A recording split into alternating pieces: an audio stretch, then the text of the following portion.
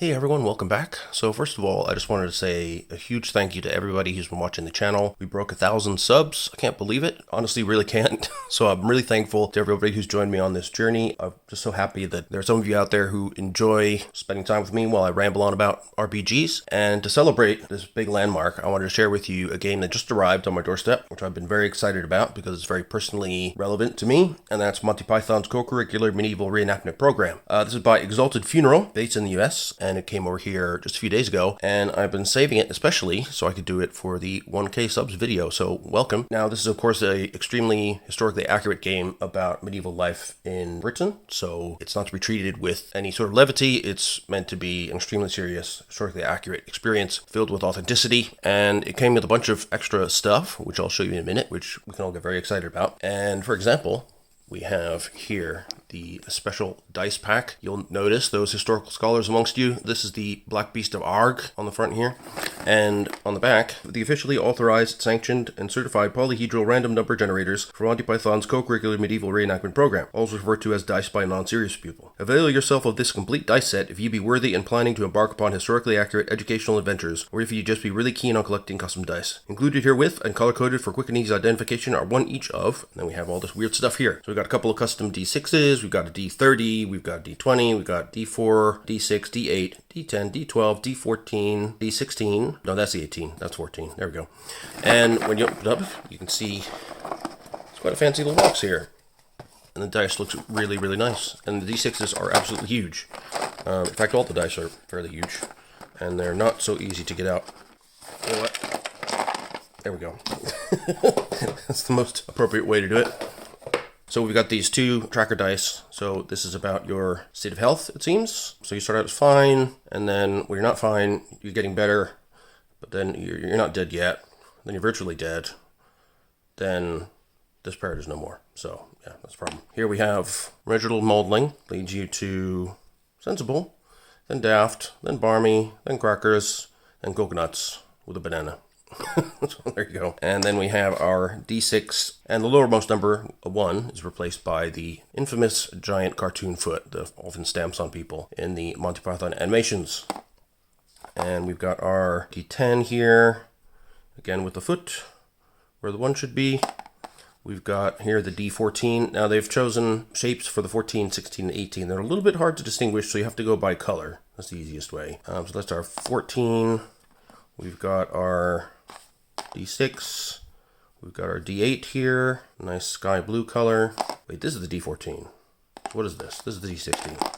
See, I'm already getting confused. Once I get used to the colors, then that'll be okay. And we have the D20, the classic, with the 20 there, and the giant foot on the bottom. Got lovely pink font on there. And we have a boulder of a D30, which is very exciting. Now, those of you who are connoisseurs of weird dice, you may already have some of these from Dungeon Crawl Classics, for example, which is a game, by the way, we'll be looking at in this coming year. So I've got a lot of big things planned.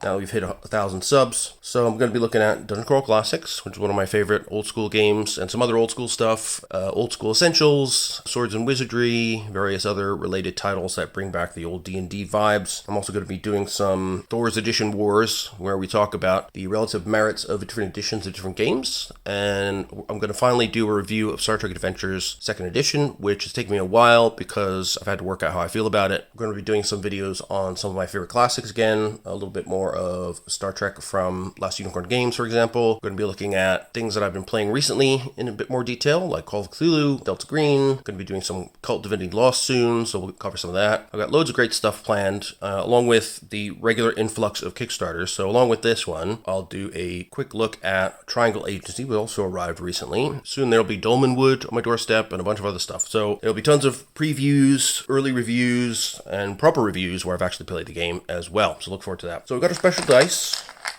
for our crazy game of medieval reenactment. Now, if you want to roll those dice, of course, they've given you a tool for that, which is 2 halves of coconuts. Again, a reference to Monty Python and the Holy Grail. Put the dice in here, shake them up, roll them out. Another thing you can do is use them to sound like you're clumping along on a horse.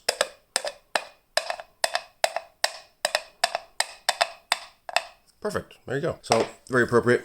And then we have the butt-trumpeter bag. You may remember him from the animated intro to the Monty Python and the Holy Grail film. Inside, this bag, we have 2 additional bags. So we have our merits. These are tokens that you get when you do something that the head of light entertainment, or HOL for short, the GM, that when they like something that you've done, they can give you a merit, and you can trade them in to get advantage on rolls and other stuff. And then conversely, when you do something they don't like, you get a demerit, these pink tokens, and then they give you problems. So you can store these tokens in the butt-trumpeter bag. Very convenient, and again, very thematic. Then you'll see we have the world's largest Game Master screen, or, well, head of light entertainment, as you can see.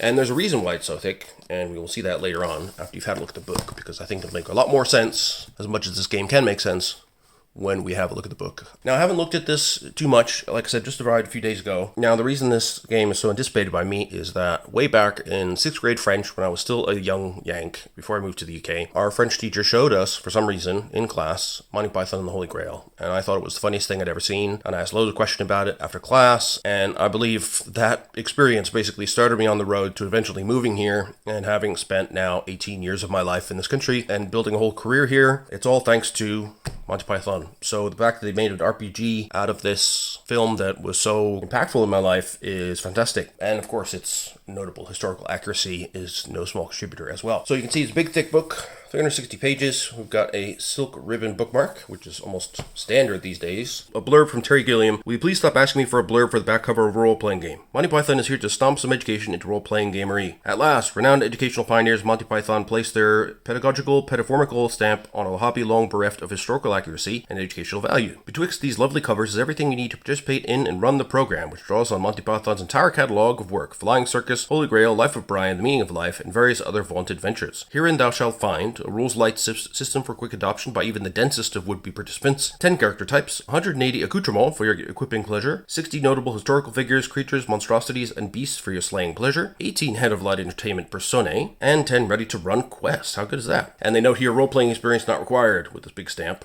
And for additional course material, visit MontyPythonRPG.com. And as you can see, it's published by Exalted Funeral, fully endorsed and licensed for Monty Python, and put together by Crowbar Creative. It's a really nice book. This is the Sensible Middle Class edition, as they called it. There was the Upper Class Twit edition, which is leather-bound, got extra stuff, whatever. But I needed to conserve my funds so I could get the coconuts and the dice, which were really the most important things for me. So they had a number of different pledge levels, which made it all possible. So on the inside covers, we've got some handy tables. We have a table of types of table. So you can roll a d20. For example, if you get a 4, you have a bedside table, or you can get a multiplication table, ping pong table, the round table. So there you go. Random answers. So a D4, a 1 gives you a yes, 2 gives you a no, 3 gives you the primary challenge lies in addressing the non-renormalizability of gravity, which leads to divergences and renders the theory non-predictive. One approach posits that the fundamental constituents of the universe are not point-like particles, but rather one-dimensional extended objects called strings, which vibrate in different modes. And at the end it says, the correspondence between gravity and higher dimensional spaces and lower dimensional field theories has thus far yielded fuck all. And 4, the answer is I should hope not. We have a people name generator. We have the thoughtful expression selector, the mount selector. We have a type of dog table, including a goat, which has eaten its way here from another book, bleats when Greeks are near, or the dachshund, which whines when Saxons are near. We have pussies. So on a 1, on a D11, only a hairball remains. And then you have 2 to 11 being different kinds of pussies, including In Boots, Pussy Bow, and Robin. Then we got a D72 for shop names. So we got things like, what's all this then? Take your pick. It's a Dog's World, Freddy's Familiars, McNaughton's Nautical Equipment, Stiff Upper Lips, Flotsam Jetsam, Mrs. Dimples Wimples. So we're already off to a good start. Then we have a letter here from the Monty Python creators to whom it may concern regarding Monty Python's Cocurricular Medieval Reenactment program. Mrs. Monty Python is complaining about the attempt to subvert, undermine, sabotage, corrupt, and counteract our serious labors at making people laugh. The project was meant to be a shameless attempt to cash in on the doubtless fleeting popularity of some depraved, inane activity known as role-playing, not a complete and total ransacking of our back catalog. Either that or you're taking the piss, which is just as awful of you. And then they instruct everybody to shred, torch, or feed to the llamas every last copy they can get. And then we have Monty Python's Cocurricular Medieval Reenactment program, and of course it's the Sword Excalibur in a can of Spam. So we've got a lovely bit of artwork here that pretty much brings to mind the classic animated cartoons from Monty Python. Got an early warning from the general here about the seriousness of the material contained within, and a lovely table of contents, which gives us an introduction to co-curricular reenacting, a historical remediation for those who didn't apply themselves at school, how the program programs, the rules, participant primer, so that's the player's guide, head of light entertainment handbook, head of light entertainment directory, notable historical figures, a field guide to creatures historical, mythical, and mundane. Then we got our quests, and we have our appendices, which are near the back, and the end of book, which is all the way at the back. Very good. So the introduction to co-curricular reenacting is basically an introduction to role-playing, and they give you an idea of what this program is and isn't. It is a rigorous educational experience, don't you forget it. It tells you what supplies you need. Here we have the dice coming out of a 16-ton flower pot. At least one each of the following is recommended. We've got our D30 through D4. Initiating the program, so somebody has to be the head of a light entertainment, and you're responsible for being the GM, basically. We know what that means. And then you take on the role of one of 18 head of light entertainment personae. So you're not just an impartial facilitator as the whole. So as the whole persona, you will have certain things that you like, certain things that you don't like. And if the players do the things that you like, they get merits from the butt-trumpeter bag. And if they do something you don't like, then they get a demerit from the butt-trumpeter bag. And the participants will create a participant character, or PC. They will have to have some idea how things work to read chapters 2 to 4. This step is to be repeated 14 to 27 times, depending on your commitment, note-taking ability, and overall mental capacity. And then you go on quests, which are led by the whole. And then you have to not be awful. Proper behavior is laid out here. You are hereby found to be willfully, unlawfully, and with malice aforethought in violation of the Anti-Tit, Tosser, Bully, Ass, and Wanker Act, Section 4, Clause 3b, and are sentenced to bugger off out of it until you can behave like a decent human being again. There you go. That's what happens if you are a jerk. So here we have a brief historical remediation for those who didn't apply themselves at school. And we have England of the Middle Ages summarized. And we won't go into this because I'm sure it's A, very funny, and B, it should be something that you would enjoy as a player or as a whole. We have a strange little map here. So we've got Cornwall, Sussex, Kent, there's London over there, East Anglia, York, Northumbria, and Albion, the sceptred Isle of Albion. And then we have minstrels being most welcome. Religion and superstition are held to be fundamental truths. Attachment, factions, compendium, 12 pages. Okay. Here be major group associations and organizations that wield great power, command armies, control the wealth, and generally haven't got shit on them. Okay. So we've got Camelot with the Knights of the Round Table. Of course, we've got the French. They're wielding a baguette, which is fantastic. The invading forces of Guy de Lombard, and they are foul-mouthed miscreants. Of course, they like to chuck cows at people. We've got the Church of Rome. We've got the Church of Brian, which is linked to the life of Brian. The Order of the Gourd, the Shoe Sect, the Sandalists. We've got the People's Front of Judea, which of course split into many separate organizations in the life of Brian. Then we've got other religious organizations, including the Lunatic Religion, the Cartoon Religion Limited. Then we've got the Roman Remainders, so the Lost Legion. So their numbers have dwindled from about 6,000 to about 100, but they're quite stuck in. Led by the fearsome General Anasius Prolapsius. There we go. We've got Saxon rebels, barbarians and pagans, Gumbies, gathered together in clans, possibly by accident. Alone, a Gumby can do absolutely appalling damage to a picnic with his gruff, monotone shouting of inane observations in a home county's accent. There's lots of side notes here, by the way, with like ink smudges. Now we have how the program programs. The doing of things. So this is how we do things in the game. So there's a nice little sidebar here on being funny. I think this is really important. People who will play a Monty Python role-playing game or any role-playing game that's meant to be funny will think, oh god, now I have to be improving and be hilarious. But that's not the case at all. See, it says, perhaps you find yourself thinking, this program is based on the repertoire of Monty Python, ergo I must endeavor to be funny. Perhaps I'll prepare some jokes, direct my PC to perform silly antics constantly, and generally behave as chaotically as possible because that's what I'm supposed to do. Resist stoutly and with great vigor this temptation. The whole point of the program is that the book itself will make funny things happen, and the characters within Monty Python sketches, if you look at them, are always dead serious. They don't titter and giggle and do things as if they believe they're in a comedy program. They do it all with a straight face. The program will make the funny happen. You don't need to worry about making yourself an agent of chaos at the table to do that. And I think that's a brilliant thing about the system. It's also brilliant advice for players in general. You know, if you're playing a game that's meant to be funny, the game should make funny things happen and you just roll with it. So the core mechanic is your trait roll. You choose your course of action, determine which one of your traits is being called upon, roll the die that corresponds to that trait, apply any plus or minuses from accoutrement, which is your equipment, announce the result to the whole, who will reveal whether you have equaled or exceeded the number needed for success. And so each participant character has 3 to 5 attributes on its traits, which are the basic building blocks of your PC, and all have serious and silly sides to them. And they're represented on the die spectrum here. As you head towards more serious, you get a bigger dice. The silly end is on the other way. So traits are not static.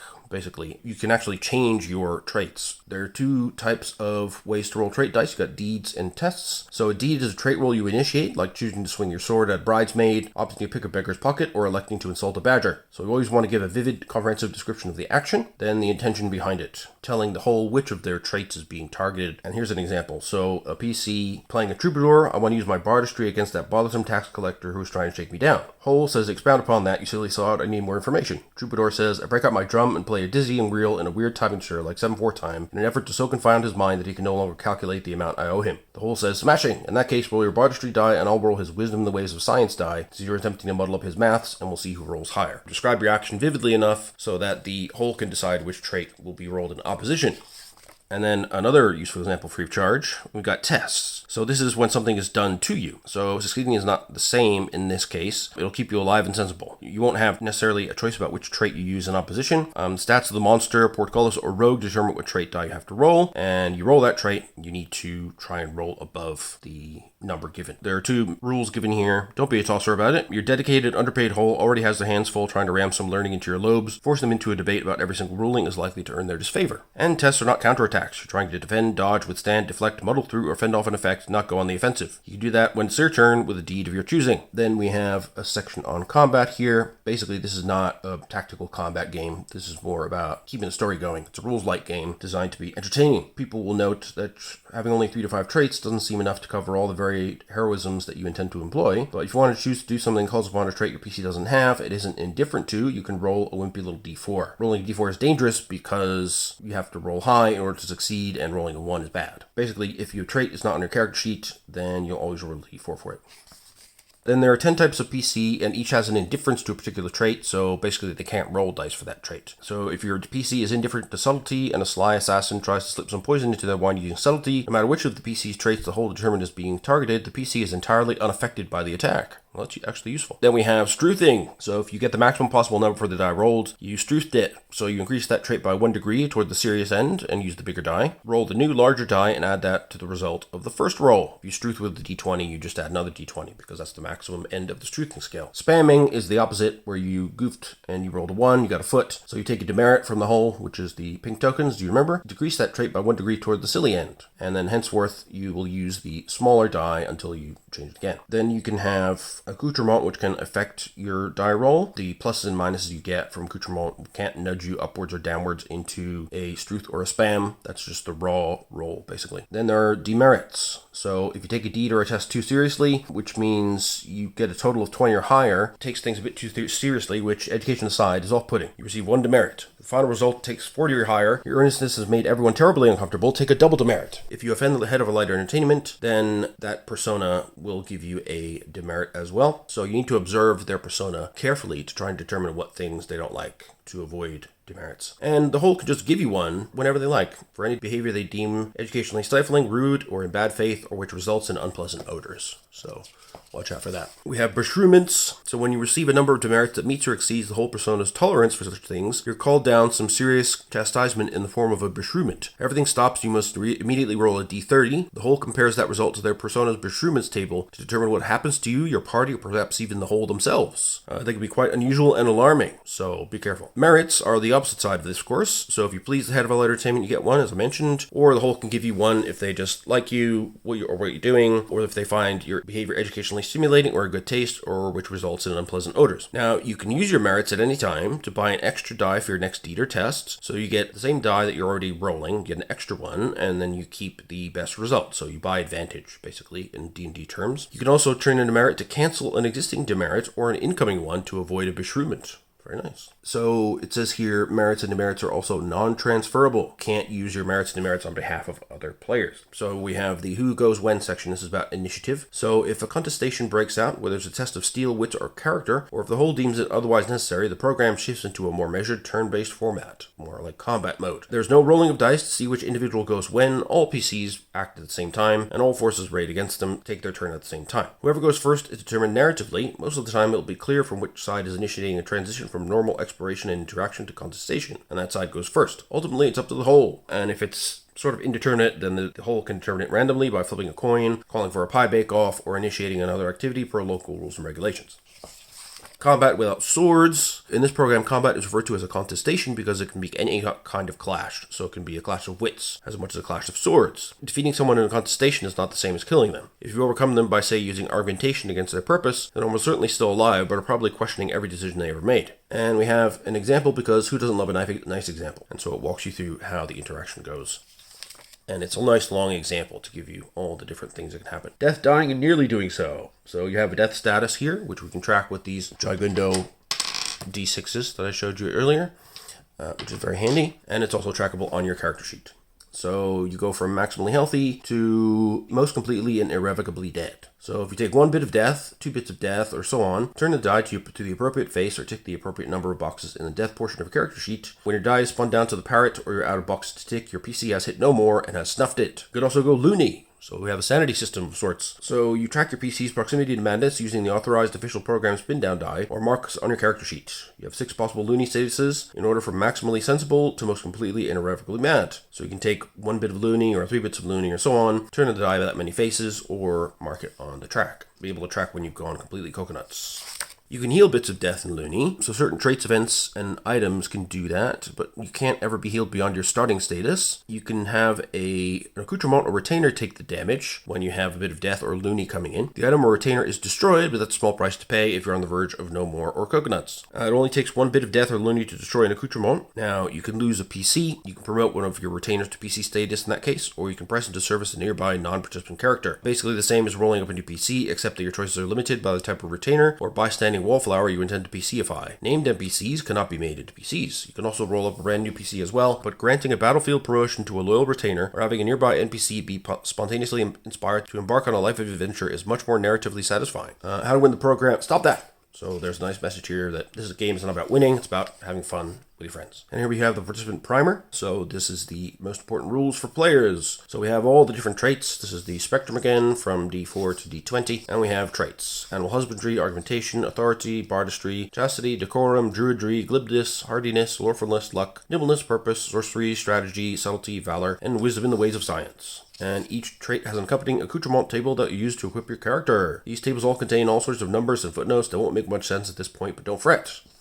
So it's all covered in the character generation chapter. So then we have traits and PC decisions. So this is primarily where you make decisions when you're doing deeds and test resolution, but often with tests, as mentioned, you don't have a lot of choice depending on what you're contesting against. Then we have a section on the buying of things. So you have multiple currencies, acorns, cheese, eggs, gemstones, golds, lupins, naughty pictures, plague dead bodies, upper class twit trading cards, and Wizzo butter. So this interesting and historically accurate monetary system means it costs you 17 somethings. Could be 17 acorns in one shop, 17 gemstones in one across the road, 17 pats of Wizzo butter in the next town, etc. Whenever a determination must be made, your whole will do so. So you just have to collect as much of this random stuff as you can, and eventually you'll find someplace that will accept it. Then we go into the traits themselves, and each of them gives you an example of what kind of deeds you could do. To do farmy things or pacify and engage, communicate with animals for animal husbandry. Tests may be targeted by attacks or effects that challenge your ability to do farmy things or relate to animals. Then we have accoutrement, the additional pluses they give, the minuses they might give, and the cost in whatever units. So, for example, we have a few with extra footnotes. Farm animal with license, you get an extra +1 animal husbandry, cost between 1 to 7, and then you roll a d8 to determine the type of animal and its value. Goat, sheep, pig, cow, plow horse, ox, chicken,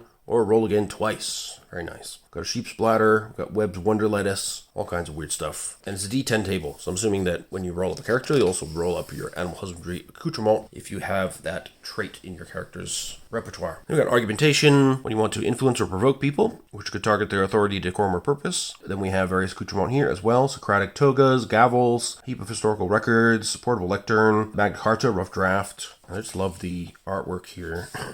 And the accoutrement are kind of demonstrated here as well. So we've got authority, typically used to order around, abase, or pull rank on people, which might target their decorum, glibness, purpose, or their own authority. And then we have accoutrement like sheaf of pedigree parchments, ancestors frame portrait, a signet ring, letter of the mark, crown, or the Domesday book.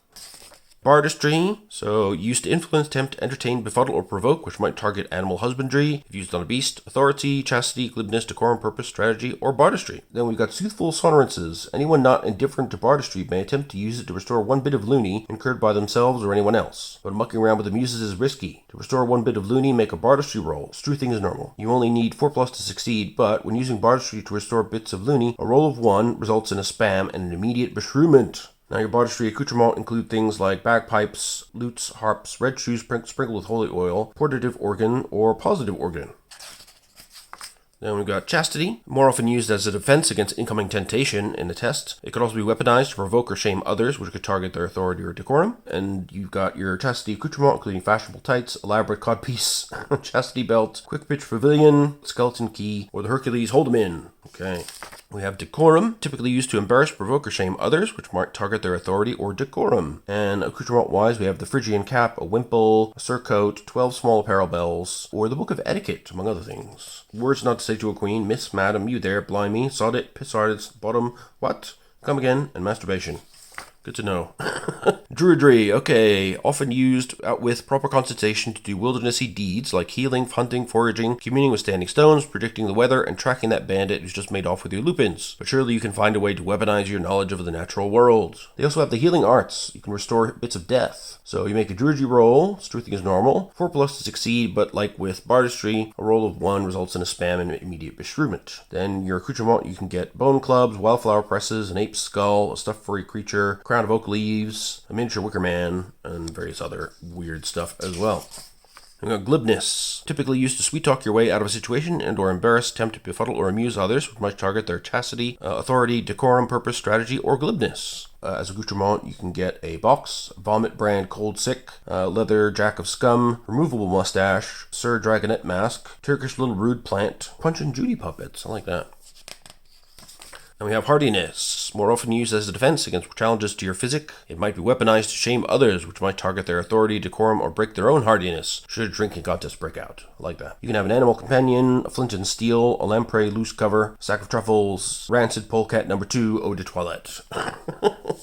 Very good. Lorefulness, often used out with proper contestation to gather information from the past, old tomes, scribbling on cave walls, or oral history. You might be required to perform a lorefulness deed when you ask the whole question like, would my PC know anything about that from their time spent studying old things? You can get things like a short history of history books, a short history of chairs, tables, and pieces of wood, Stone Me, the autobiography of St. Stephen, the Book of Armaments, or the World Encyclopedia of Carnal Knowledge. Wow. And we have luck. It ranges from lucky to shit luck. I like that. So, deeds cannot be used as such, but it can be targeted by attacks or effects that are purely arbitrary, random, or accidental. And then we have the luck defense. Cannot be used for deeds, but only for tests. No matter which trait the attacker intends to target, you may substitute luck, with no lobbying of the whole necessary, but this comes as a price. So, a roll of 1, when you substitute luck for another trait during a test, results in a spam and an immediate beshrewment. And luck accoutrement, you can have rabbit's foot, horseshoe, 4-leaf clover, pagan goddess figurine, brackets tiny, garden gnome, pouch of 13 sacred acorns, or a stone gargoyle, which requires a cart to transport, apparently. We have nimbleness, more often used as a defense against attacks or effects you're trying to dodge in a test. It might be weaponized to perform a seductive wriggle, among other things. Accoutrement, including the balancing staff, a dashing cape with extra flowiness, halitosis brand body rub, split crotch breeches, eelskin boots, or a pixie hat with pointy ears, or even a llama skin pair of gloves. Very nice. We have purpose, often used to weaponize one's sense of destiny, divine or otherwise, against an opponent's authority or purpose. Purpose often bonks heads with wisdom in the ways of science. And here we have our lovely blue silk bookmark. Very nice. You also have a healing hand, so anyone not indifferent to purpose may use it to restore 1 bit of death or loony. Construe as normal, of course, with your healing hands roll, but as per the other healing techniques, you only needed 4+ to succeed, but when using purpose, a roll of 1 on the die results in a spam and an immediate beshrewment. Purpose accoutrements includes things like ceremonial robes, hymnals, miters, papal bulls, or the Holy Hand Grenade of Antioch. Excellent. Which costs 100, by the way. Wow. Sorcery. So, while you can do just about anything with magic, as long as you're willing to risk a beshrewment. So, they have the ability of Sorcerer's Offense. Anyone can attempt to do magic, not just enchanters. Very few NPCs and creatures are indifferent to sorcery, but meddling in the black arts is a risky business. So, when using sorcery as a deed, a roll of 1 results in a spam and immediate beshrewment. As your accoutrement, you can get a staff, a wand, a shrunken head, pointy hat, a cauldron, feather boa, crystal ball, interspaced toothbrush, or a police wand. Interesting. But strategy, Fetch a lavash, perhaps. So, in fighting situations, strategy is what makes bowing, crossbowing, and similar activities possible, which might target nimbleness, subtlety, or valor. It also comes in handy for siege warfare. You can also use it for winning a game, making a complex plan, etc. Accoutrement includes the Book of Trojan Woodland Creatures, dice, a longbow, chessboard, Fetch a lavash set, travel size, a Maurice's Strategicon, or a siege engine. Wow. That requires 4 people to haul and operate. Okay. Subtlety, typically used to hide, poison, backstab, pick locks, and do sneaky things, which might call into play the target's hardiness, druidry, nimbleness, subtlety, or valor. So, subtlety accoutrement include padded footwear, snare traps, lock picks, A History of Naughty People by R.T. Sampson, Heart Attacko Margarine, tub of, or even Wizzo Assorted Chocolates. We've got Valor, typically used to swing something heavy and or sharp at the noggin of something else, which might target Valor in a proper nightly soiree, or Nimbleness if they're wimps. Climbing walls, leaping chasms, kicking down doors, hoisting portcullises, also most valorous activities. As accoutrement, you can get knightly armor, a shield, a knightly helmet, a knightly weapon, knightly fresh fruit, a polearm, a longer sword, a vicious axe, or the Burlington wallbanger. Very nice. And we have Wisdom in the Ways of Science, often used out with proper consultation to gather information about your surroundings or situation, from scientific treatises, astrological omens, and cutting-edge experimentations. Accoutrement could include sundials, sulfur powders, scales, large, scales, reasonable, powders that burn in different colors, alchemical equipment, or the Philosopher's Stone. And then we have your character creation process. So, a participant character's role /job /calling/career is referred to as their situation. So you want to choose the appropriate one. Record must-have traits and 1 accoutrement for each. So, as a rule, you may carry 1 and only 1 accoutrement for each trait that you have. Then you get accoutrement pluses and minuses. Deeds and tests are overcome with traits, not specific pieces of equipment. So having a longsword will help you with valor, but that doesn't necessarily mean you're swinging at it. The accoutrement just helps you seem more valorous, and therefore help you succeed more often. Some accoutrement have powerful applications that can be used to do something notable. Unless it says otherwise, no roll is required, but the item is destroyed and must be removed from the box next to the trait. Then you must have your must-have retainer sorted. If your situation doesn't come with a must-have retainer, skip this bit and move on to step 4. Otherwise, you can write the retainer type on your character sheet. So as long as your retainer is nearby and alive, you must apply the pluses and minuses of the accoutrement they are carrying, exactly as if your PC were carrying them. So it's like having space for additional gear, which is handy. And also, of course, as mentioned earlier, if PC dies, they can be upgraded into your next PC. And then we have a D12 table of retainer types: acolytes, apprentices, heralds, homunculus,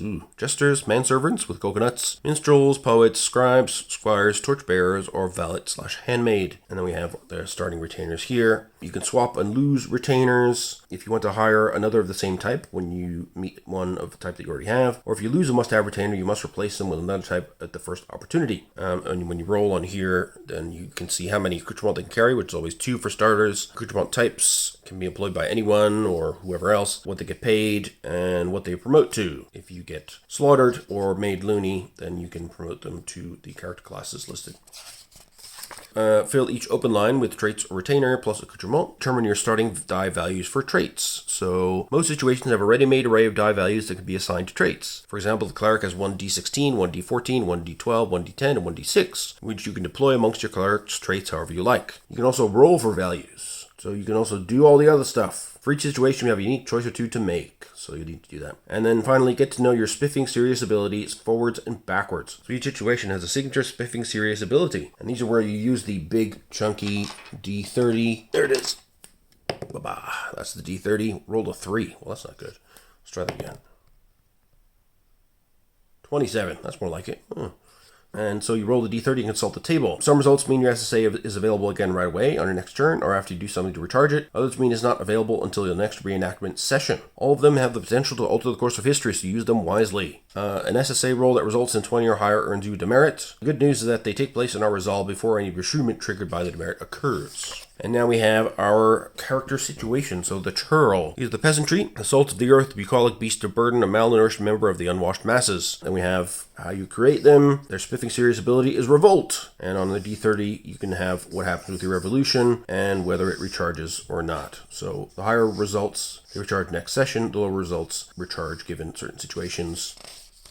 Then we have the cleric. So they are a person of the cloth, fine cloth, trained in theology, and released into the dark, mortal forest with the light of the Almighty shining down from every orifice. You might be a person of high standing like a bishop or a humble village vicar or a righteous adventuring sort who seeks out evil and smites it with a mace. Regardless, your mission is to split the world open and stuff it full of the good word. Choose either upper or middle class for your cleric. Their spiffing serious ability is indulgences, and this basically allows you to give rerolls to your other players, which is pretty cool. I love these little random sketches in the boxes here.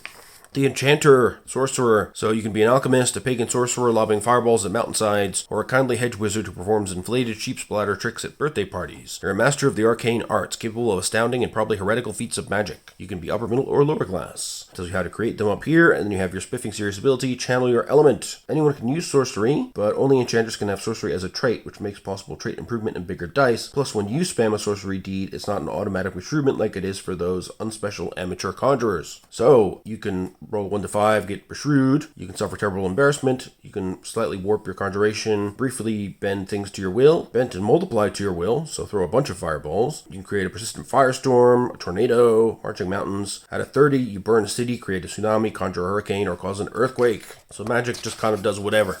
And then you roll to see how good the whatever is. Eremite. These are people who withdrew to nature to live in contemplative isolation and profound body odor. Squatting in caves eating acorns is not without advantage. Your most hale exude great mental fortitude and can even peer into the future at times. Also, you must always be naked or nearly so. And their spiffing serious ability is foresight. So you can be circumcised on the low end, getting a glimpse of what may be. Roll a d4 and add or subtract a result to the roll you're attempting to influence. You can roll a d8 and add that, all the way up to 4 visionary. For the remainder of the scene, you may decide the exact result of all deed and test rolls made by you and your allies.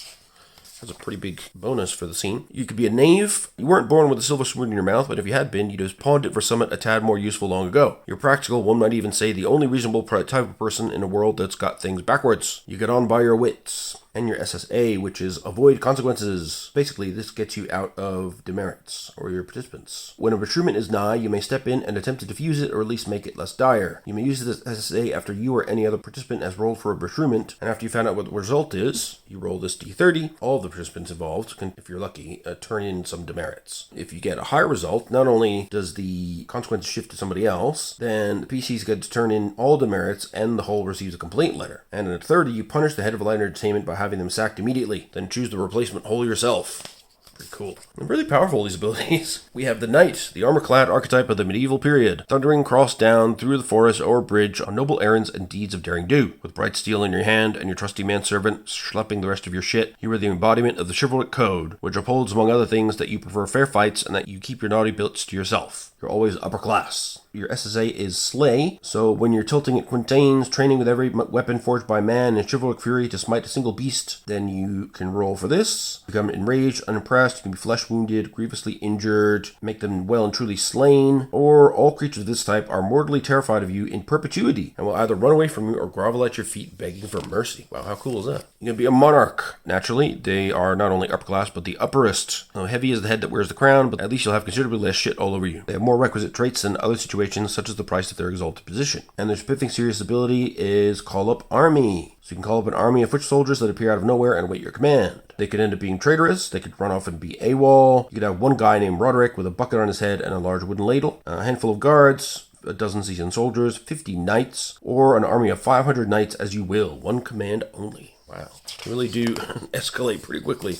And we have the monk/nun, devout ascetics and service-oriented types who aren't overly concerned with proselytizing. Your orders, rules, and restrictions determine how you are to behave and often how you are received by strangers. Choose from the sects in Chapter 2 or design your own. Your SSA is self-flagellate. You can abase and abuse yourself to atone for your sins and those of your companions. And you can be beshrewd, you can have nothing happen, so you flagellated a bit too flaccidly. Minimal response, you can adjust any of your traits by 1 degree in either direction, and all participants turn in 1 demerit. God could be satisfied with your penance for now. Adjust any of one of your and your companions' traits by 1 degree in either direction. Participants turn in up to 2 demerits. Then it escalates from there until beholden, so you can adjust your traits, and those are your companions however you like. All participants turn in all demerits, and the monk and nun's participant receives 10 merits, which they can then distribute however they like. Wow, that's quite something. You can be a noble, donning the mantle of nobility, fancy flash clothing, attending banquets. Then bravo, I'm sure, as a titled and rather entitled noble, you personify elegance, good breeding, and social fluency. You have fewer fewer options in character creation, but your posh upbringing makes you harder to kill or drive batty. And their spiffing serious ability is Subjugate. Bring forth your titles and muster up your entitlement to put your inferiors in their place. You can, of course, get Pursuement on a low result. The people can be unbowed, some can shrug it off, then suddenly they can be at your service. One nearby inferior will do anything you like for the next hour. Then at 29, a dozen nearby NPCs of any class will do whatever you like for the rest of the day. And at 30, everyone, all persons who can see or hear you, throw themselves to the ground and grovel until you tell them to stop. They feel obligated to pay you whatever monetary tribute you deem worthy.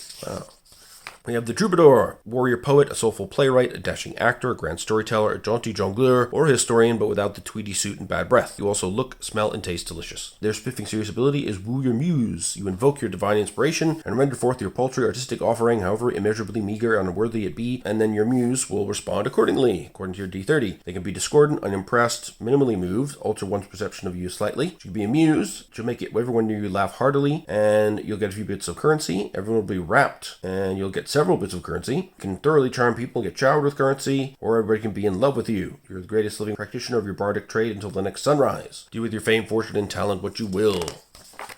Now we have the Head of a Light Entertainment Handbook. Welcome to your new and exciting career. So they tell you how to prepare for a session, run a session, and on the importance of being earnestly descriptive. So they encourage you to describe details. That helps people to be engaged with the reenactment. The phases of reenactment, so you narrate, exploration, which pieces are poking around, talking to people, gathering information, visiting shops, asking questions, and so forth, and contestation, which must be overcome with deeds. A section on interpreting deeds. So listen carefully to the participant's description and have a solid grasp of what the 18 traits are about, so that you can choose the right one that is relevant to roll against in the deed.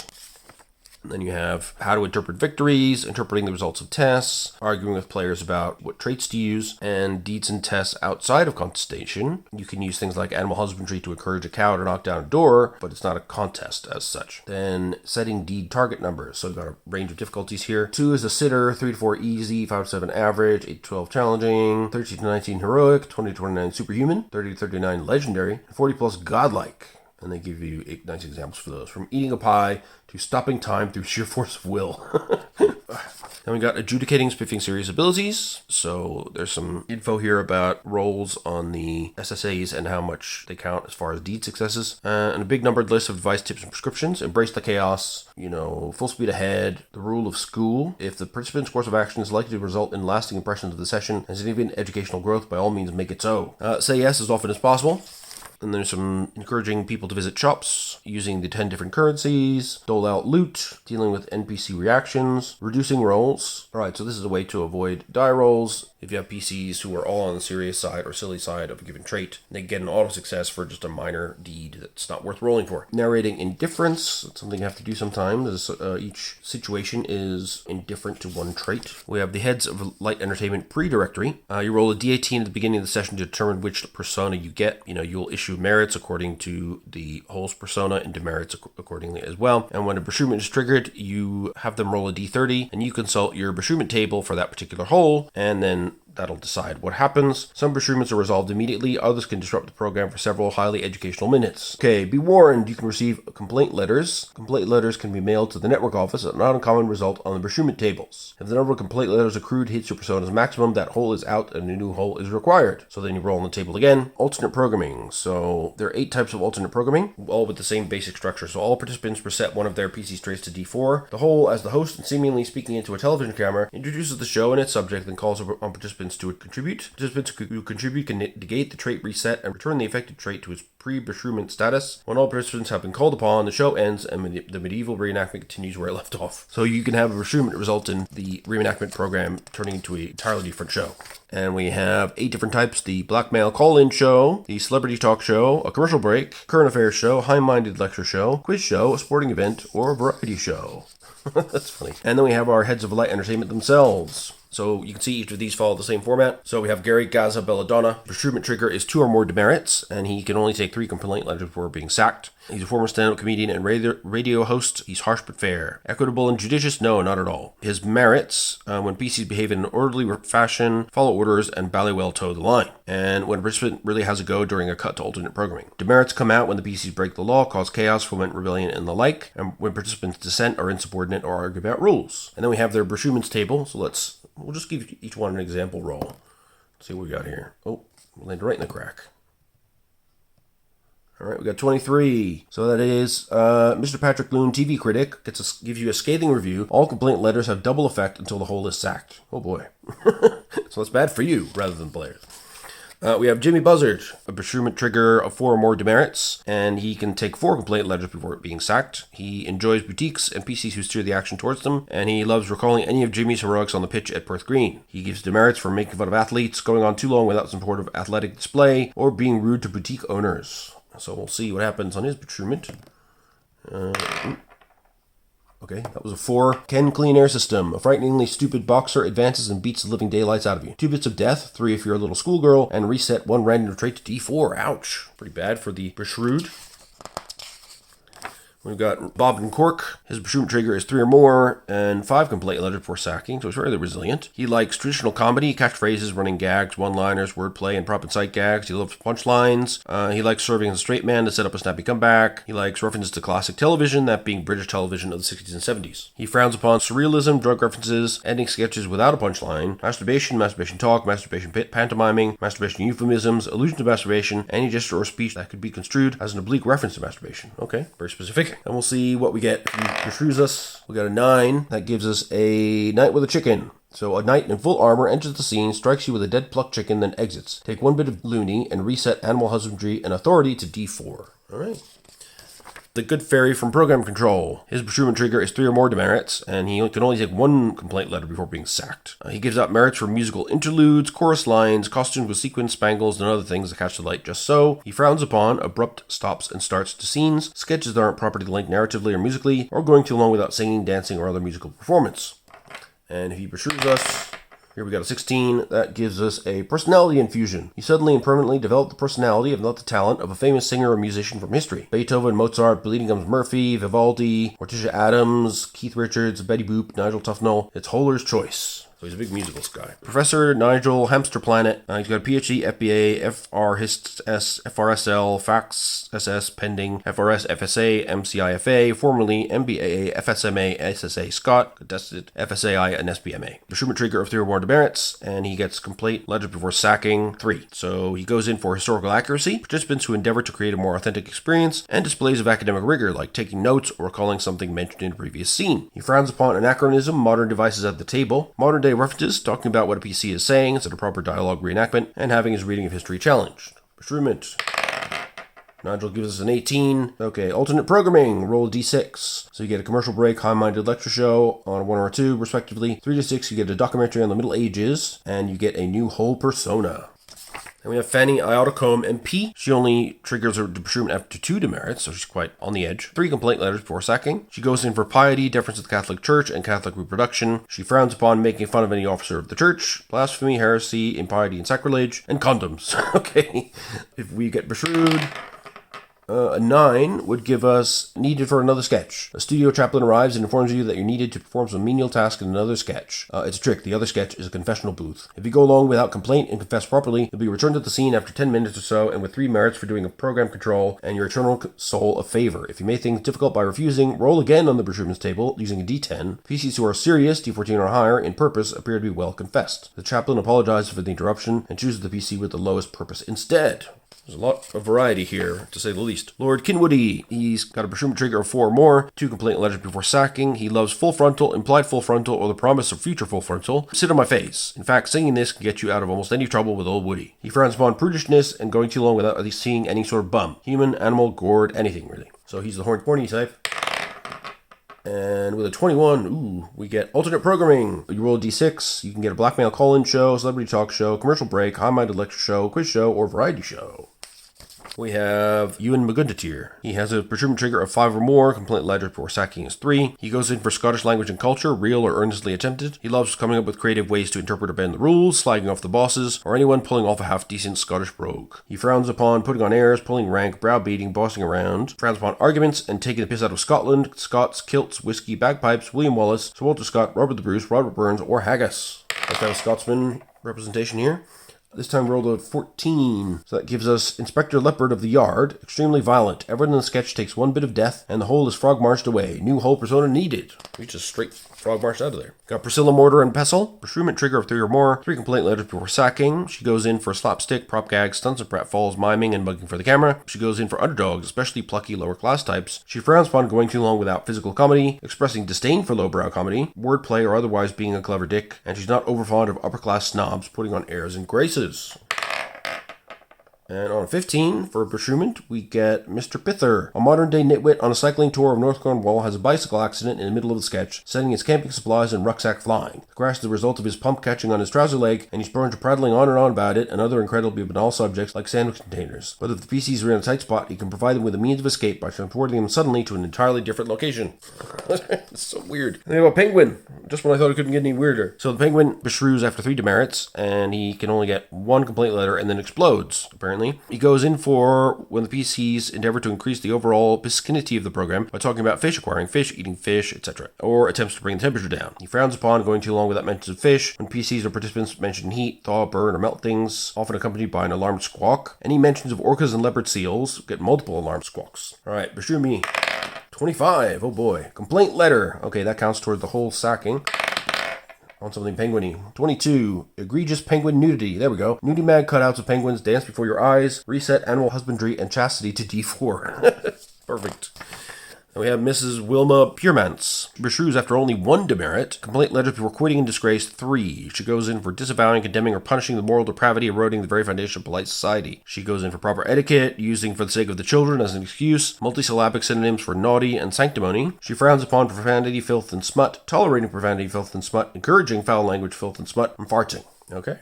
And if she beshrews us on a 14, we would get Inspector Fox. On the prowl for violations of the Not in Front of the Children Act, he issues a warning to all, then hangs around in the wings for the remainder of the scene. And if anyone does anything or says anything obscene, he'll slap them with a 10 currency fine. If the fine isn't paid, he'll slap the offending PC with a proper slap for 1 bit of death. Oh, cool. See, these personas are pretty fun. Then we have Sir Abe Sabenheim. Beshrews on 3 or more demerits, and can take 2 demerits before sacking. He goes in for plugging accoutrement in an ad, earning sponsorship deals from an NPC or faction with accompanying decals, branded banners, and the like. The smell of the rain-washed florin, the lure of the lira, the glitter and the glory of the guinea, the romance of the ruble, etc. He likes money. He frowns upon derogatory comments about any of the following: quality of one's equipment, advertising, advertisers, the advertising industry, product placement or capitalism, any act of charity or altruism, even buying someone a drink, going too long without perusing the shops, and monks, nuns, and other ascetics. Then we have Beshrewmans, so beshrew us, Sir Abe. On 22, we get egregious monetary nudity, nude money dancing before your eyes, reset chastity to D4. Okay, I want 1 more. He's funny. 20. The studio audience is revolted. Loud boos, lascivious whistling, and jeers of sell, sell, sell. All rolls by all PCs are made using a die value 1 lower until the end of the scene or until someone turns the conversation to money. I love the idea of players having to sit around figuring out what these different holes are. Ian Throat, MP. Beshrew trigger 3 or more demerits. Complaint letters before he resigns his post in disgust and returns to Parliament 3. Goes in for good clean humor, family values, and shooting rare species of animals. Golf, strangling small animals, and censored. He frowns upon drug references in naughty language like bum, knickers, knockers, body, wee-wee, pox, and especially Semprini, and also propagating radical progressive values that undermine the social order in good old-fashioned patriarchy. So beshrew us, Mr. Ian Throat. On a 9, we get Silly Walks for All. All PCs now have a remarkably silly walk. Everyone resets artistry and nimbleness to D4. Well, that's pretty funny. We have an upper class twit. Oh, that's a fantastic picture. He beshrews on 4 or more demerits, and he only has 1 complaint letter before he runs himself over with his car. Oh, there are different upper class twits. We have Vivian Smythe-Smith, who has an O level in chemo hygiene, down up to 4, and is in the Grenadier Guards. Simon Zinc Trumpet Harris, an old Etonian who is married to a very attractive table lamp. Nigel Incubator Jones, whose best friend is a tree and who's a stockbroker in his spare time. Gervais Brook Hamster, who is used as a waste paper basket by his father. He is also in the Guards and in the wine trade. Or Oliver St. John Mollusk, another old Etonian who's said to be this year's outstanding twit. His father was a cabinet minister, and his mother won the Derby. Okay. He goes in for hunting, abuse of lower class persons, physical pervert, displays of great skill in all vital physical activities such as croquet, bra unclasping, and jumping over matchbooks. He frowns upon fraternizing with the serving class and middle class PCs. Lower class PCs must put in some effort to even be noticed. Alright, so the twit and beshrew. On a 9, he gives us... Oh, he ran himself over with his car. New whole persona needed. Okay, try 1 more. On a 2, backing the car, the twit backs his car over you, then drives away. You take 3 bits of death. It's not a punishment or anything. The twit was and remains wholly unaware of your existence. Perfect. Dino Verchotti. Bashroom triggers 3 or more demerits, complaint letters before arrest. 2. He's a notorious East End gangster from Sicily who has infiltrated the BBC. He goes in for extortion, grift, vague threats, a half-decent Sicilian accent, references to famous outlaws or gangster movies, and Italian language and culture, real or earnestly attempted. He frowns upon going too long without a bit of shaking down, threatening, or putting on vaguely menacing airs, going too long without nose-thumbing the authorities, or making fun of Italian culture. Beshrew us. We got 5, that is Spiny Norman. A gigantic hedgehog pokes his head out from somewhere and says Dinsdale. If Dinsdale Piranha hasn't been defeated or killed, he will launch a tactical nuclear missile at the site. When it arrives, D30 minutes from now, everything will be destroyed. Anyone who doesn't get away and is caught in the blast suffers 3 bits of death and glows in the dark thereafter. Fantastic.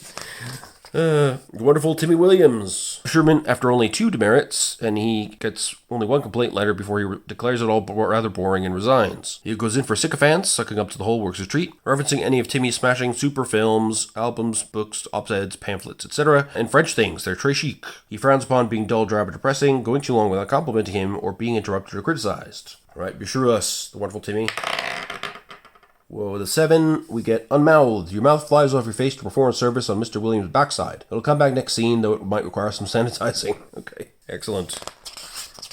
And we have Ralph the Wonder Llama. Will beshrew after 3 or more demerits. He gets 2 complaint letters before it's had enough of telly and moves on to a fancy movie project. He goes in for Spanish language and culture, real or earnestly attempted, dancing of all kinds, but especially flamenco, and honey. Frowns upon mentions of bees, bears, and other honey hogs, going too long without mentions of honey or boringness. So let's see what happens if the llama beshrews us. 14. BAFTA Award. Ralph has won a BAFTA. The whole must give an acceptance speech in Lamanese. The participant is chosen to translate. Oh boy. Cardinal Jimenez. Sherman trigger 1 or more demerits, 1 complaint letter before he's recalled to the Vatican. He goes in for PCs who use surprise, fear, ruthless efficiency, almost fanatical devotion to the Pope, and nice red uniforms to their advantage. He loves torture with cruel devices like comfy chairs and soft cushions. He loves diabolical laughter and acting, and efforts to increase the overall piety of the program. He frowns upon blasphemy, heresy, and other naughtiness as defined by the Pope, who was himself rather naughty but no matter, and going too long without mention of the Pope. And if you get beshrewed, Cardinal on the 13 will give us Cardinal Fang. Jimenez's number 3, Cardinal Fang, hustles a terribly comfy chair onto the scene and throws you into it, demanding a confession, 1 bit of loony, and reset strategy to D4. Excellent.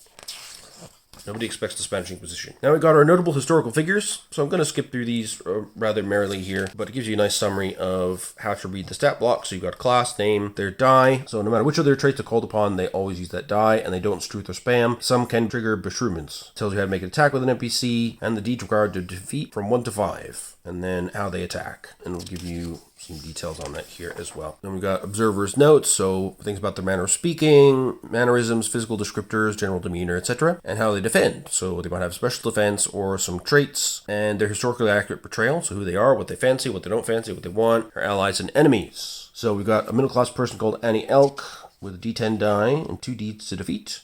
She attacks with, I have a theory. We have Anusius Prolapsius, who rolls a D18 and requires 3 deeds to defeat. He's the leader of the Ghost Legion, you might recall. So he can attack with authority versus hardiness, authority versus subtlety, or purpose versus purpose. And he can defend by having none of it. And here's the 99 remaining soldiers of the 20th and 1/3 Legion. Let's see, we've got Phallus Warmus, Sexus Mucus, Odious Doofus. Okay. Arthur, son of Uther Pendragon of the Castle of Camelot, king of the Britons, defeater of the Saxons, sovereign of all England. King. He rolls D20 and requires 5 deeds to defeat. He attacks with repression, authority versus purpose, Excalibur, valor versus valor, or he can call up an army. He defends by saying, well, I am king, meaning he can do an immediate repress attack when he's targeted with decorum, rolling twice and taking the high result. And we have Excalibur, the fabled blade that grants +4 to authority rolls, +3 to valor rolls, -3 to animal husbandry, and makes lower class persons uncomfortable, even downright hostile. The sword has a personality, and is a trifle bitchy as it happens. So it can give you some commentary, such as giving terrible but well-argued advice, begs to be taken back to the Lady of the Lake and melted down, then shuts up, goes on and on about what a dunce King Arthur is, wouldn't know riposte from a post in the ground. We've got Arthur Figgis, a D12 with 2 deeds to defeat. He attacks with an alms request or idiocy. When off the job, he attacks with a lesson in idiocy or vocational counseling. On idiocy, a treatise by Arthur Figgis. We've got Bedivere the Wise. He can attack with the sword, scientological strategy, or hardiness versus decorum. We've got Bevis the Barber, middle class. He has a D8 and 2 deeds to defeat. He can attack with stab, kill, mutilate. To the Woods in Song, bardistry versus purpose. He's indifferent to subtlety. Interesting. We have the Black Knight. Oh, my favorite. He's got a D18, 4 Ds required to defeat. He can attack with a taunt, decorum versus decorum, hi-yah. Valor versus Valor, and it's 2 bits of death if the target can't parry. Heave-ho, strategy versus nimbleness. He's got advantage on decorum, strategy, and valor, and indifferent to everything else. So you can only attack him with decorum, strategy, or valor. And then we have his personal preoccupations. D17 roll for that. Brian the Wild, the king. A die of 14 and 3 deeds to defeat. He attacks with Abasso, glibness versus purpose. Sword Kato, valor versus valor. And Crescendo, authority versus strategy.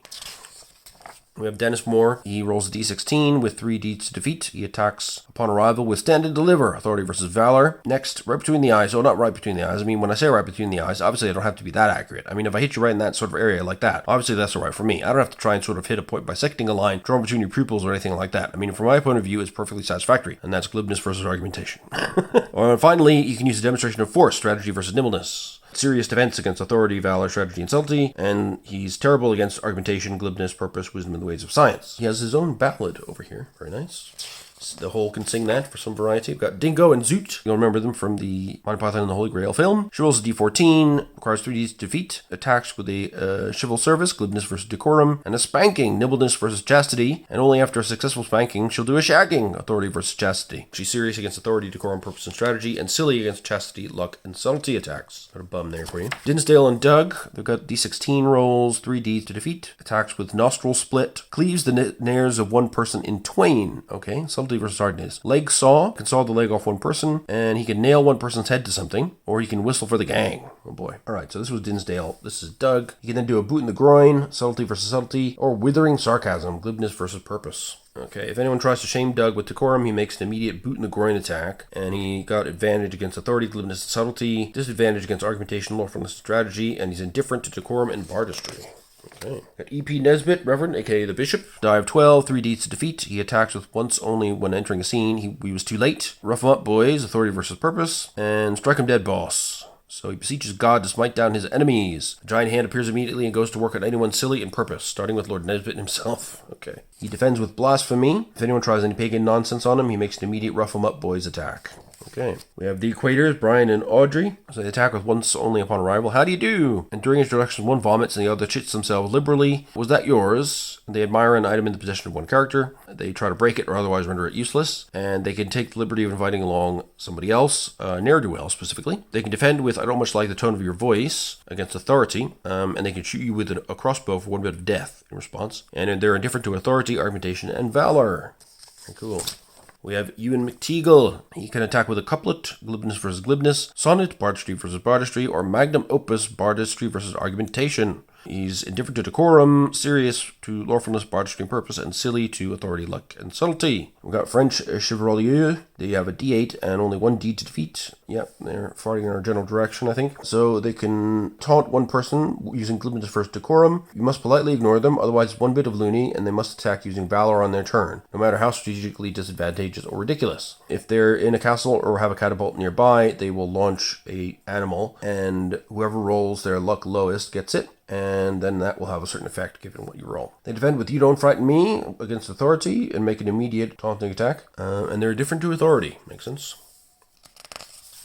We've got Galahad the Pure. Rolls a d16, 3 deeds to defeat. He's a shining example. Chastity versus chastity. A heater of holiness. Brandishing his crusade as a shield. And the next deed directed at him is reflected back onto the deed doer. Interesting. He can smite the naughty. Draw a sword and smite one person. And you can't parry this. It's a righteous 2 bits of death. Targets who are silly in chastity suffer 1 bit of loony as well. Ooh. We have excerpts from Sir Galahad's favorite book.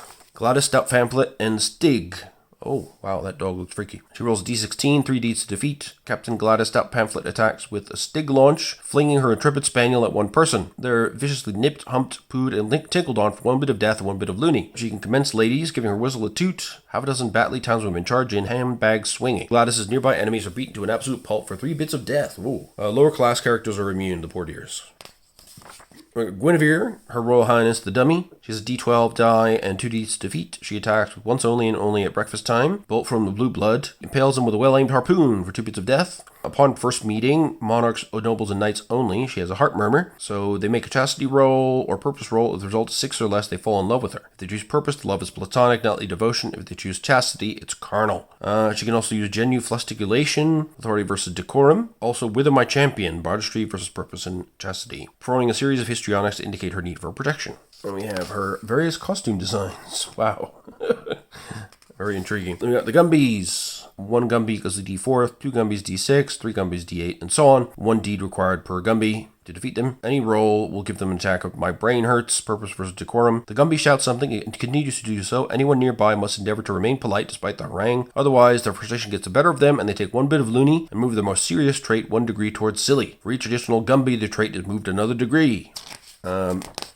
Then we have Guy de Lombard. He's got a D18, 4 deeds to defeat. He can attack with a continental deride. He issues a rebuke of English food, art, weather, or some other element of the culture that the English are secretly embarrassed about, which is to say almost everything. He can also summon soldiers, ready to do their liege lord's bidding. Roll a D6 twice to determine how many arrive. And he can defend with Le Grand Ennui. If he's targeted with purpose, he rolls his eyes and integrates the speaker's earnestness with a series of flippant gestures and rude noises. And we have a sidebar here about Escargot. We have Cargol the Amazing, a D14, 4 deeds to defeat. He attacked with moderately astounding magical feat, sorcery versus lawfulness, Aid Unleashed, argumentation versus argumentation, or Rodentialize, sorcery versus hardiness. He can turn you into a large and extremely sexy mouse for several minutes. Okay.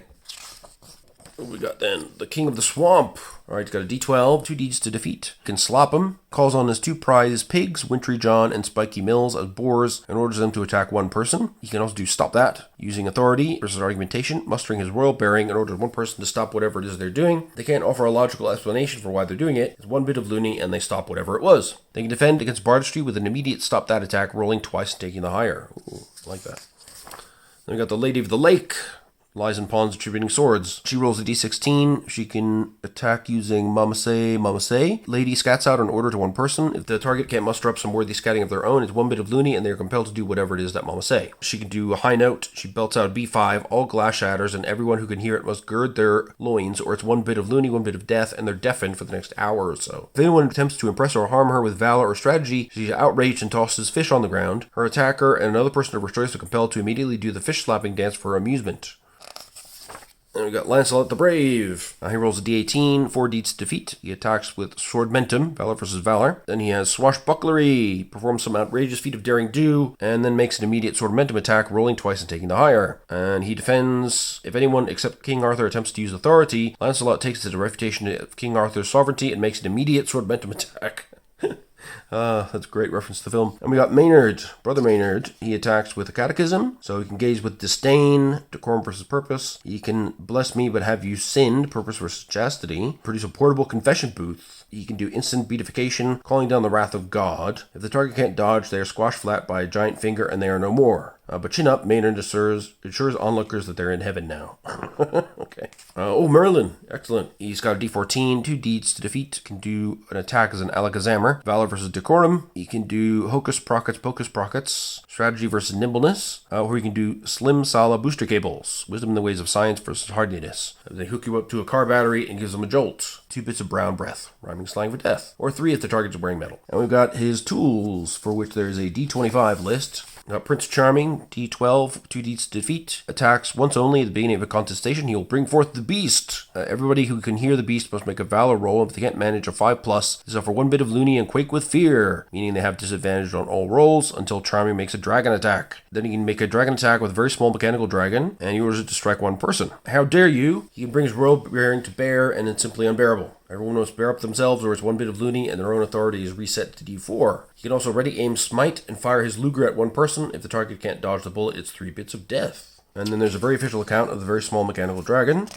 We have Robin, the not quite so brave as Sir Lancelot. He's only got a D6 and 4 deeds to defeat. He can attack by a scarp ring, looks for an opening, and attempts to leg it. Strategy versus strategy. It can backfire if he suffers a messy accident in his armor. Anyone within olfactory range must make a hardiness roll. If they can't manage a 4+, it's a bit of death, and they are violently ill for the next several minutes. You can also do a Song of Cowardice. So, bardistry versus decorum. The minstrels a la mode launch into a heartfelt recitation of the near deeds of Sir Robin. Everyone around who can't maintain their composure suffers a bit of loony and spends the next several minutes rolling around laughing hysterically. Love that. Again, a great portrayal of him from the movie.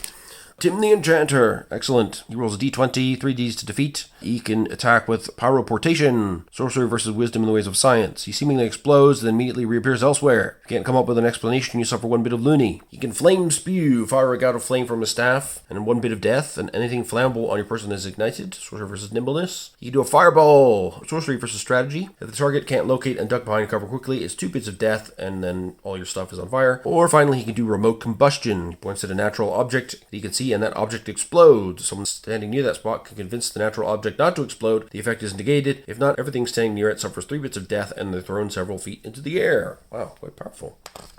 Then we have historically accurate persons commonly encountered in medieval England. We've got aristocrats, barbarians, bards, bishops, brigands, bureaucrats, burghers, druids, guards, hermits. A little goose there. Knights, legionnaires, ne'er-do-wells, peasants, soldiers. All with lovely illustrations. Sovereigns, vicars, Vikings, and witches. That's a nice little depiction there. The Viking, okay, that's a priest with his head chopped off. Then we got a field guide to creatures, historical, mythical, and mundane. Excellent. We have some hot tips on precautions to be taken before you face these creatures. We've got Arthur X, who appears to be a sheep with an eye patch. So he can attack with threats with obscure references, authority versus purpose. Columbustrum bomb, he lobs a wheel of explosive malvern at 1 person. He can emit a butch bya, and 4 killer sheep show up right quick, and any standard sheep nearby are immediately converted into killer sheep. Oh no, it's the atomically mutated cat. He rolls a d12, 2ds to defeat. He attacks once only when first seeing it. Eek! The ground trembles. Everybody must make a valor roll, and if they can't manage it, they suffer 1 bit of loony and quake with fear. You can also structurally ingest things, slurping up an entire cart or building and swallowing it whole. You can also pounce and bat. Targets the PC with the highest nimbleness, and if the target can't befriend them quickly, they're pounced upon and batted around to the tune of 2 bits of death and 1 bit of loony. Defend with an expression of disdain. If you try to use authority, he empties its perineal gland in their direction. The musk is weapons grade, and the target resets decorum to d4. If they don't have decorum or are already at d4, they suffer an immediate beshrew. Oh boy. So that really is a fart in your general direction. Then we have Attila the Bun, d6, with no deeds required to defeat. The spirit of Attila is evoked when a food pun is made while eating at a table, and it's a pounce cake attack. Okay. Gibbering mouth waterer is glibness versus purpose, and anyone who hears it must fortify themselves to take 1 bit of loony. Hard crack and slash. Attila swings the sword of Nod at 1 person. If the target can't parry, it's 1 bit of death. He's indifferent to deeds of all types. It can only be defeated by first being sedated with a pat of warm butter, then eaten. If someone speaks to it in a high-pitched gibber while it's sedated, Attila will share what it knows of battlefield tactics, and that person will get their strategy die set to d20, but the sedation doesn't last long, so butter make it quick. Got the Beast Galadison Volant, d16, 3ds to defeat. It attacks with an aspect pinch. Target trait versus target trait. It swoops on a single person who is serious, d14 or higher in the d it is drawn to, so either you spam the test roll or substitute luck for the test and beat their roll. If either approach fails, the victim removes the trait from their character sheet and must roll a d4 for it until the creature is defeated. Wow. Can also breathe fire. Target trait versus luck. Belch a spume of fire. Everyone in the scene must test their luck, and if they fail, it's 1 bit of death. It also can defend with you can't be serious. Only PCs who are d12 or lower in the trait a BGV is drawn to can attack the BGV with it. Those who are neither really in d12 in it can roll twice and take the preferred result. If someone who's d14 or higher attempts to use it against BGV, they merely flail around embarrassingly. We got the Black Beast of Arg, rolls a d18, 4 deeds to defeat. It attacks when you enter its lair with a surprise chomp. If no one can produce a 7+ on a subtlety test, then they surprise and eat a member of the party who is no more. Everyone tests their luck, the lowest roller gets it. When you first see its armor-soiling aura, their valor must be tested. If you can't produce a 6+, then you suffer 1 bit of loony and be daunted for several minutes. Soil your armor, reset decorum to d4, and if you don't have any decorum or are already rolling d4, you get a beshrew, suffer 1 bit of loony, or run away. If you rolls a 1, he gets a cartoonal coronary. The beast animating the Black Beast keels over and the Black Beast disappears. On a 2 to 18, he does a standard chomp, but if you can't dodge, you get 2 bits of death. He defends with seriousness against subtlety and valor, but he's vulnerable against artistry, nimbleness, and strategy. But he's indifferent to argumentation, authority, chastity, and glibness. Alright. Then we have the Blancmange from the planet Skyron in the galaxy of Andromeda. They have a d12 and 2 deeds to defeat. They attack with a gobble, so they try to slurp up a creature, and if they can't parry, they are no more. Wow. Target wielding a spoon or spoon-like implement may roll twice and take the preferred results. Okay. Sport shot. They do strategy versus strategy. Then there's a high-stakes sporting contest that takes place. If the Blancmange it's near a spaceship, a roll of 11 to 12 results in Stereotyper. It activates a ray weapon to transfer one target into a person from a country not known for its prowess in the Blancmange sport du jour. If the target can't stay true unto themselves, it's 2 bits of loony and they are transformed into a proud and patriotic person of the nationality chosen by the Blancmange. That's bit strange. Death, aka the Grim Reaper, aka Wendell. He rolls a d30, 4 deeds to defeat. On a 1 to 15, he does an otherworldly demonstration. Sorcery versus wisdom in the ways of science, so he can walk through objects, make flowers wilt, or appreciate Proust. Apparently, anyone witnessing this who can't come up with a logical explanation takes 2 bits of loony and is unnerved for several minutes. He can also get tired of waiting around, wave its hand, and the physical bodies of those near to death are no more. Affects everyone nearby. He can also do a soul scythe, valor versus passion. Swing and scythe at one person. If the target doesn't have an especially strong feeling this is not the way they're destined to go, their soul is separated from their body and their body is no more. That's the first D30 we've seen on any creature. Oh, there's Devil. D20 with 4 deeds to defeat. You can attack with Olet's glibness versus chastity. He suggests some deliciously naughty course of action, usually involving his tail. If the target fails to do mirrors, 1 bit of death, 1 bit of loony, and they can't move until they get the tail out. The Unfurling, argumentation versus chastity, rents one person with a lengthy contract written on virgin goat skin. If the person can't resist temptation, 1 bit of death, and they have to sign a blood, and their soul goes to the nether regions upon their death. In exchange, they can have pretty much anything they desire, but not the completion of a quest, if it's one God gave them. Although somehow the gift always turns out to be cursed somehow. On an 1820, Fork It, subtlety versus purpose. As he had enough of talking, produces a cleverly hidden telescopic pitchfork and runs one person through. If they can't make a shield of their faith, they are no more. They then brandish a contract supposedly signed by them, and he's off with their soul as well. If the target is serious and hardiness, they survive the ordeal and are merely virtually dead, but they've got 3 gaping holes in them, out of which their soul is slowly seeping into the ground, and from there to the fiery pit. And they defend with the immortal hole. The devil cannot be slain, at least not by conventional means. If defeated, a fiery hole opens in the ground and he scuttles back to the friendly conflagration. God will be pleased and might show up to give you a pat on the head or a reward. Got the Dragon of Agnor, D14, 4 deeds to defeat. Attacks when somebody comes within smelling distance with weapons grade breath. Produces 6+ in hardiness or suffer a bit of death, and they must try the roll again every minute or so. On a 1 to 8, they get insane twaddle. The dragon twaddles on about the weather, the price of hygiene tools, or other nonsense. Glibness versus purpose. Everyone who can't stay focused takes 1 bit of loony. If they haven't overcome its weapon grade breath, 1 bit of death too. On a 9 to 14, they gobble. Mid-prattle, the dragon suddenly attempts to gobble up one person. Even if they can't dodge, it's 3 bits of death. And we have the Eggs Diamond, 14 die and 4 deeds required to defeat. He can hunt and peck, nimbleness versus valor, 1 bit of death if he can't dodge. 3 to 14 is loose. Orders 1 or more egg assassins to crack open and fire a single arrow at one person, after which the egg assassin dies. If the target fails to dodge, it's 1 bit of death for each arrow. If she's all out of eggs, treat this result as hunt and peck. Eric the Half-Baby, D6 with 1 deed to defeat. When you first see him, he can bewitch you, so a person must make a wisdom in the ways of science roll to discern it's little more than half an insect. If they can't produce a 5 or better, it's 1 bit of loony and they're compelled to pick it up immediately. And once someone has been bewitched by them and picks it up, then they impale themselves on Eric's long and naughty stinger. They must make a chastity roll to see if they can stay composed. If they can produce a 7 or better, it's 1 bit of loony and they're now madly in lust with it. Indifferent to everything, nothing. It's the back half of a dead bee. We got giant bearded snails. Look at that. D14, 2 deeds to defeat. He attacks with Schmounce. Strategy versus hardiness. He bounces extra high and lands on top of the source of its discontent. If the target can't keep their lunch down, it's 1 bit of death, 1 bit of loony from revulsion. Then you remain pinned under the snail until it bounces away, but you're not immobilized. And when you emerge, you have a long bushy beard that drips snail slime permanently. On 10 to 14, they do spiral bound, making a spinning leap. Everyone nearby who can't remain focused becomes mesmerized, which disorients their mind with 1 bit of loony. If things aren't going their way, they can defend by squirting out of the shell and slinking away. But who cares? Look at all this loot up behind in its shell. Cool. Got the Giant Hand. D14 and 3 each required to defeat. You can attack with 1 to 14 with Harag. Purpose versus nimbleness. The hand pounds on up to 10 human-sized creatures so long as they're standing close together. Anyone who can't dive out of the way is squashed flat and is no more. Anyone so squashed who is serious in chastity or purpose survives the ordeal and is merely virtually dead and now a 2-dimensional person. Got Haluxian Mammoths. D14, 3 deeds to defeat. On a 1 to 10, he attacks with Tap, Druidry versus Druidry. He probes for comestible foliage, affecting up to 4 people standing close together. Anyone who can't make like a bit of an edible bog moss receives a powerful bonk on the head for 1 bit of death. You can also do a Toejectile, launching its toenail once at a person. Target and anyone standing nearby must dodge the shrapnel or suffer 2 bits of death, and the clothing and armor are utterly shredded, and they always run away after using this attack. Alright. We have the Handspur Hobgoblins, D8 die, 1 deed to defeat. They have a stomp attack. They raise 1 foot in the air and bring it down on 1 to 4 persons. Any target who can't dodge suffers 3 bits of death. They can crush buildings up to the size of large cottages with this attack. Extra big ones. One shudders to think. And they can't die. They have immortal soul like the devil does. Houses too dangerous to live. D8 die and 4 deeds. How a house too dangerous to live attacks. Once daily, when an unsuspecting person approaches, it can do a knock shock, subtlety versus wisdom in the ways of science. It springs its trap on a person approaching the door, and then they are sucked through the door and devoured and become no more. Once they're mobile, they'll attempt to suck one person into its door maw. Target may choose any trait that they're not neither really in, including those that aren't on the character sheet. They struth or spam and they've done something interesting and are not eaten. Otherwise, they're deemed deliciously boring and devoured and are no more. Wow. That's really dangerous.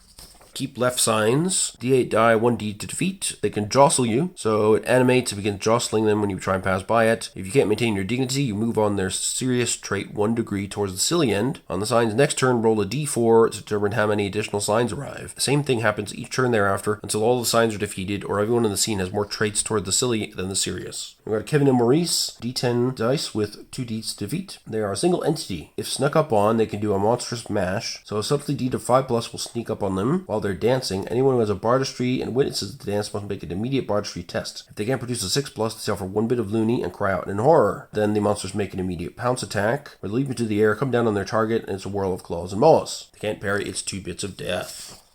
We have killer carts, d8, 1d to defeat. They attack via roadkill. They leap from hiding and land on a lone person. If the cart is hiding in plain sight in a populated area, the target will need subtlety to detect the danger and drop flat. If it's hiding in the bushes, it's druidry. Failure meaning it's being squashed for 2 bits of death. If the target has a draft animal, horse, mule, ox, etc., it will alert them to the danger and they can make the roll twice and take the preferred result.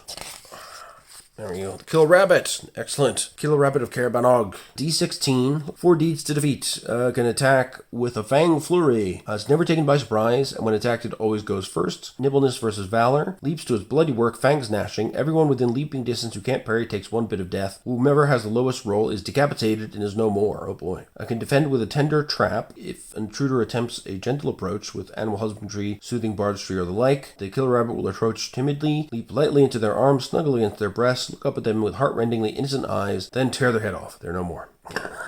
Love it.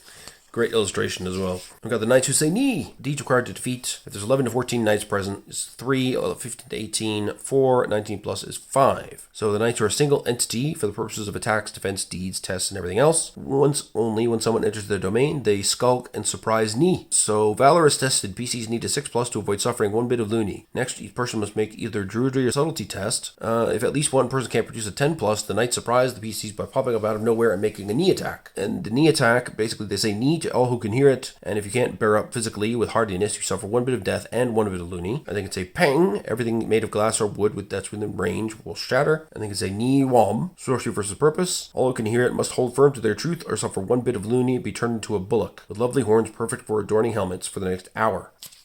Man-eating mundanities. When someone comes near, they do a surprise chomp. They chomp the PC highest in hardiness for 2 bits of death. Then they do a subsequent chomp for Valor versus Valor. And so once they're active, they go into a feeding frenzy, prioritizing the person highest in hardiness. If the target can't parry, it's 1 bit of death. Interesting.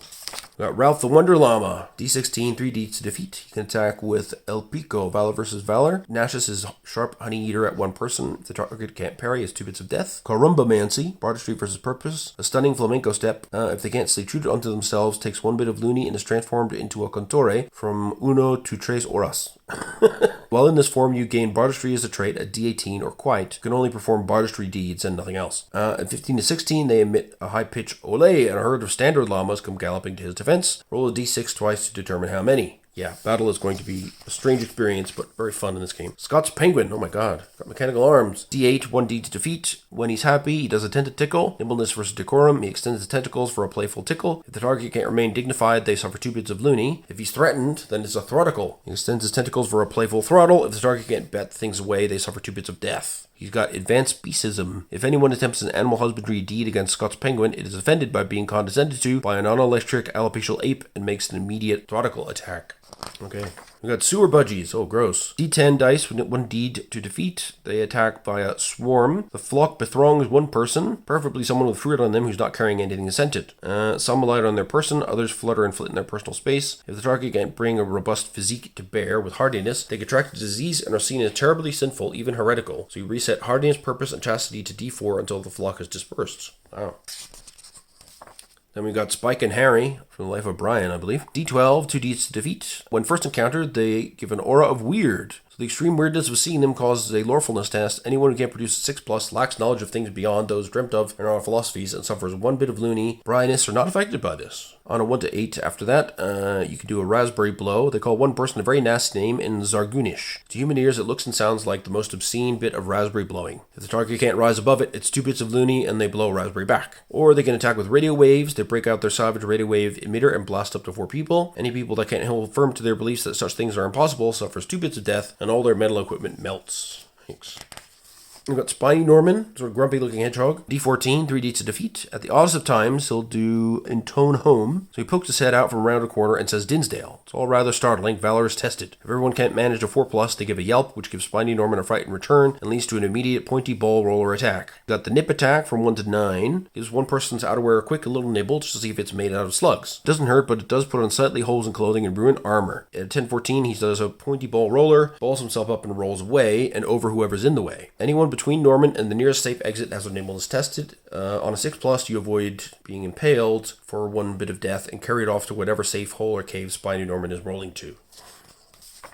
We have Spots of Gangrene. Die of 8, 1 deed to defeat, and he attacks by glomming on. He hops onto one upper class person if the target can't dodge and attaches to their face. It's very fashionable, but it's not particularly easy to get rid of. If you spam a decorum roll, then the Spot of Gangrene will hop off and find someone more fitting. For each day that a Spot of Gangrene is detached, the wearer must lower the hardiness by 1 die value. Die value is D4 if the wearer does not have hardiness as one of their traits. On a result of 1, the wearer dies of gangrene and is no more. On a 2 to 4, they live to see another day, but must make the roll again the following day. They defend with modern love. If anyone attempts to combat the Spot of Gangrene with leeching, humoral balancing, or other modern medicinal practices, they cock the whole bloody thing up, and a whole brand new Spot of Gangrene is formed, ready for glomming. Then we have the 3-headed giant, also from the Holy Grail. He has a D20, 3 deeds to defeat.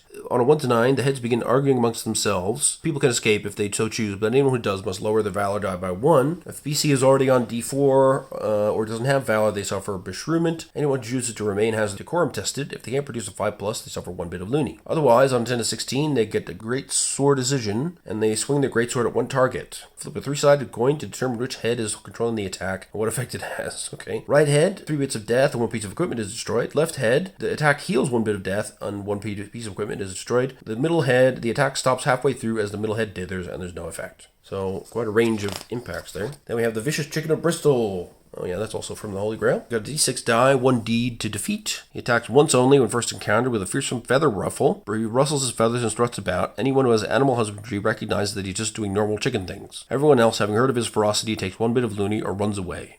Participant's choice. Okay. He defends with exclamation. If threatened, he gives a shrill begawk, which brings eggs diamond in an hour or so. If whatever's bothering Old Percy is still around, they'll have to deal with eggs. If they've scarpered, eggs will be on their trail right quick. Then we've got mundane beasts. Albatrosses, badgers, bears, chickens, cows, crocodiles, electric eels, horses, standard llamas, moose, mouse, sheep killer, which are treated as wolves, sheep standard flying, stag, wolf.